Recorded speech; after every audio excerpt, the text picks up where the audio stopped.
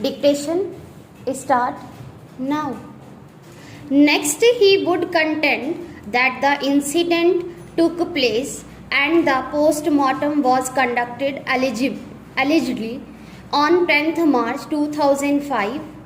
However, the report is prepared allegedly only on 25th August 2005. Learned Counsel posed the question as to the possibility that the post-mortem report in fact may be related to somebody else. In this regard, he drew our attention to the disposition of the father of the deceased. Father of the deceased had deposed that it was true that the marriage of the appellant and the deceased was performed happily and there was no quarrel between the spouses. Further, he has stated as follows: it is true that there are 4 rooms in the house of accused. It is true that accused number 1 and 4 were using separate bedroom in the house. It is true that within 6 months from the marriage, wherever Sultana visited to my house, she told me that I had performed her marriage in proper house and she is happy in the house of accused. It is true that my daughter was cooperative and helpful natured girl. It is true that when Sultana come to my house for Ramzan festival, that time Sultana told me that I should take her in the house of accused and there is no entertainment in my house. He would further point out that reversing the verdict of the trial court, the High Court has acquitted the appellant as the others accused of the charge under section 498A of the IPC. This means that the appellant was not found guilty of cruelty under the said provision. It was therefore wholly illogical and not warranted by the evidence to convict the appellant under section 302 of the IPC. The inconsistency between the inquest report and the post-mortem report was highlighted and it was submitted that it has not received due consideration. He would submit that the external injuries which were noted in the inquest Panchanama in respect of swelling of the head, clear mark of rope to neck, injuries to thigh and back are not noted by the doctor in the post-mortem report. He complained that in a case of difference of injuries between the inquest Panchanama and the post-mortem report will prevail over.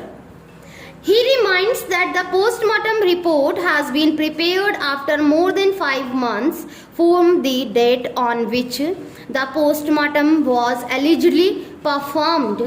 He would submit that when doubt were established, the appellant should have been beneficiary of doubt. He would further submit that if an adult person is throttled, there would be resistance and the resistance would be manifested. There is no evidence of any such resistance. All this point to the deceased having committed suicide. He further points out that, as noted by the court itself, it was the appellant who took the deceased to the hospital. Had the appellant been the culprit, he would have destroyed the body and certainly not taken the person to the hospital. Per contra, the learned counsel for the state supported the judgment passed by the High Court. He would point out that as regard the discrepancy in the date of preparation of the post-mortem report, question have been put in the examination of PW1 doctor and answers elicited there was a valid explanation, which was the non-availability of one of the doctors.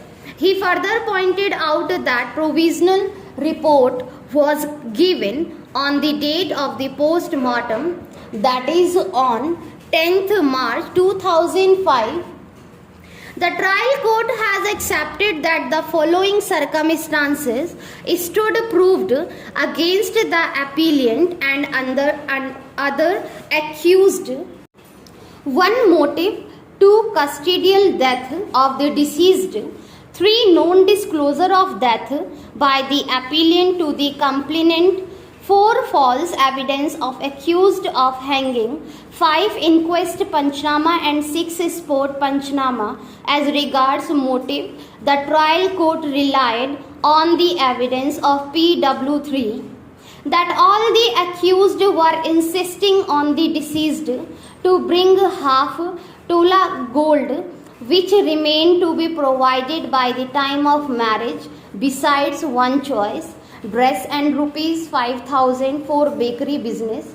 The appellant reiterated his demand and repeated his threat to kill deceased if the demands were not met after 8 days of her return to his house.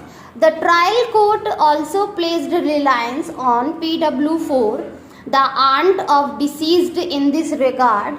It is after the threat mentioned above that the deceased dead after 8 to 10 days. It is found that medical evidence showed that the death is caused by throttling all the accused by their joint act: one, by pressing her neck; one, by catching hold of her hand; another, by catching hold of her leg; and one, by pressing her leg, killed her.